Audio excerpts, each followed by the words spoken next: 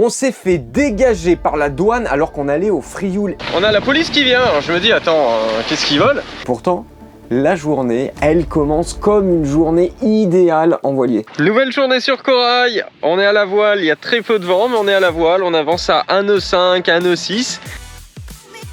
On avait du soleil, des prévisions de bon vent, ni trop fort, ni trop mou.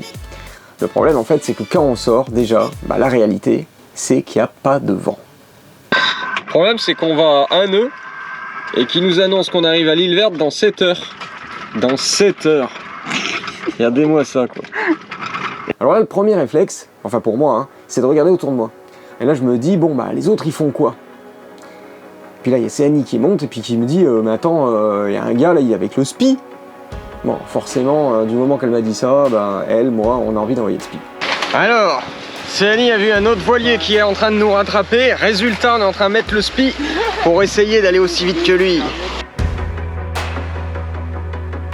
Pour ceux qui connaissent pas ce que c'est le SPI, en fait c'est le nom d'une voile d'avant qui est très grande, qui est souvent assez légère avec un tissu très léger. Et normalement on l'utilise dans des vents qui viennent de l'arrière du bateau.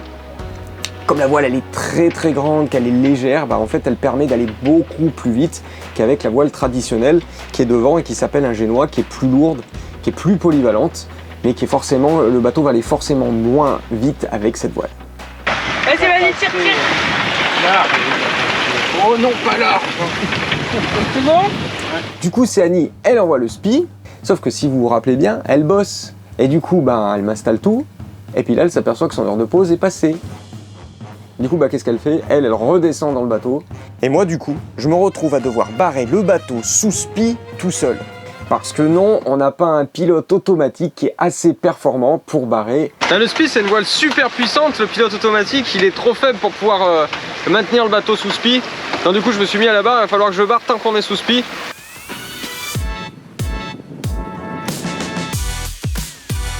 Le gros problème, là, c'est que juste à côté de moi, vous savez, il y a un bateau qui était derrière moi qui était au SPI.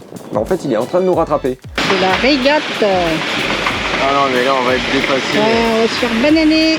Alors moi, vous me connaissez, évidemment, je commence à faire plein de réglages. Le problème, c'est que j'ai beau faire tous les réglages que je veux, l'autre bateau, c'est un 38 pieds déjà.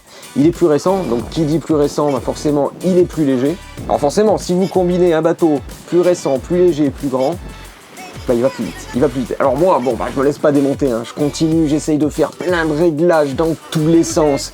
Et là, mon père qui me dit, de toute façon, tu vas te faire manger, c'est sûr et certain. Alors, dans la famille qui on dit tu vas te faire manger, ça veut dire que on a beau faire tout ce qu'on veut, on va finir par se faire dépasser par l'autre bateau. Et là, on voit le gars nous dépasser. On a mis le SPI, mais Je suis deg. voilà, il gagne, il va plus vite, il a un 38 pieds. Ah là, on peut pas gagner là. Et les gars, ils étaient tous en train de prendre l'apéro, tranquilles, ils étaient sous pilote. Et en plus, pire de tout, ils passent et ils nous font un petit coup.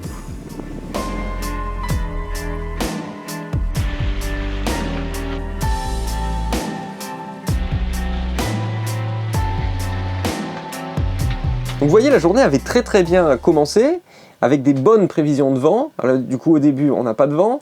Finalement, on se met sous SPI, mais là, je me fais dépasser par un mec avec un 38 pieds. Donc déjà, la journée, elle n'avait pas si bien commencé. Mais bon, je me dis, écoute, c'est pas grave, t'es sous SPI, t'es bien. Sauf qu'en fait, là, il reste pas, le vent, il tombe. Voilà, on se retrouve dans la pétole totale. Donc là, deux choix. Forcément, vous en doutez.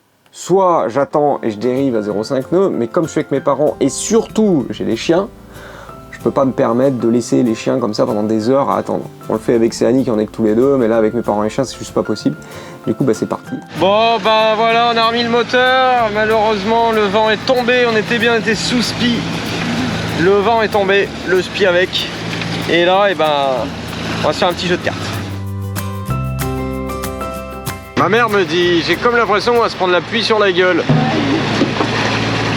Alors heureusement pour nous, le vent il va se relever.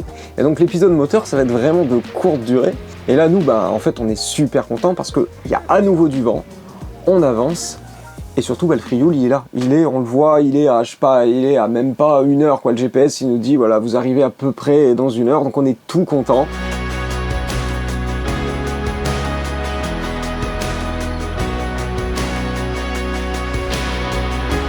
Bon, le vent est bien revenu, on a pu remettre les voiles, ça c'est cool. Là on est obligé de se mettre un petit peu plus vent de travers, quasiment au portant, hein. Donc le vent qui vient de notre arrière bâbord. Et donc voilà, on avance doucement.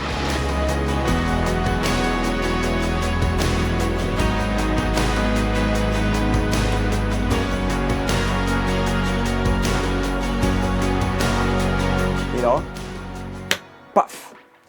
Il y a la police qui arrive et qui nous dit mais dégagez la zone. Alors je sais plus si c'était la police ou la douane, mais en tout cas ils arrivent. Alors évidemment pas sympa, hein, les mecs, ils nous diraient pas gentiment si vous pouviez sortir la zone. Non, c'est dégagez de là, vous avez rien à faire là. Alors moi bon bah poliment je lui dis mais attendez, comment ça se fait qu'on n'a pas le droit d'être là? Et il me dit Jeux Olympiques. Alors je lui dis comment ça les Jeux Olympiques? Il me dit ouais c'est les entraînements des Jeux Olympiques, vous avez pas le droit d'être là, allez-y mais dégagez, vite, ils arrivent sur vous. Et en fait en ce moment il y a les entraînements des Jeux Olympiques ici, juste devant le Frioul pendant 3-4 jours là. Et donc du coup on est dérouté. Donc on est obligé de passer complètement derrière le Frioul et de passer derrière le gros patrouilleur de police qui est juste là. Voilà. Effectivement, je regarde et c'est vrai qu'il y avait toute une zone. Alors la zone, j'ai pu la voir grâce à Navenco. Vous savez, je vous ai déjà parlé de cette application. C'est vraiment une super application. Je la prends, je regarde. Donc là, si je regarde sur Navenco en même temps, bah, qu'est-ce que je vois? Que JO Test Event, hein, donc du 7 juillet au 16 juillet inclus, mouillage interdit en toute période, pêche, navigation des navires et engins immatriculés interdits. Voilà. Et donc on a bien le balisage où on n'a pas le droit d'aller. Alors par contre... ce qui est emmerdant, c'est que pour aller au port, bah faut forcément... ah non, on peut aller au port, mais il faut faire tout le tour, quoi. C'est bien ce qui est marqué. Et effectivement, ils avaient délimité une zone dans laquelle on n'avait pas le droit de naviguer, parce qu'il y avait les Jeux Olympiques. Et effectivement, c'est bien marqué sur Navenco, d'où l'intérêt de Navenco, je vous en parlais de cette application, elle met en temps réel à jour donc la réglementation. Bon alors sur le coup, c'est vrai que sur le coup, ça m'énerve, on va pas se mentir, hein. Ça m'énerve, je me dis attends, les mecs ils font chier quoi. Bon, mais d'un autre côté...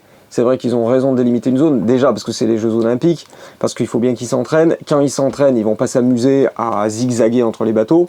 Et puis surtout, vu les vitesses où ils vont, les mecs, c'est sûr que ça pourrait vite créer des accidents si on laisse les bateaux dans la zone.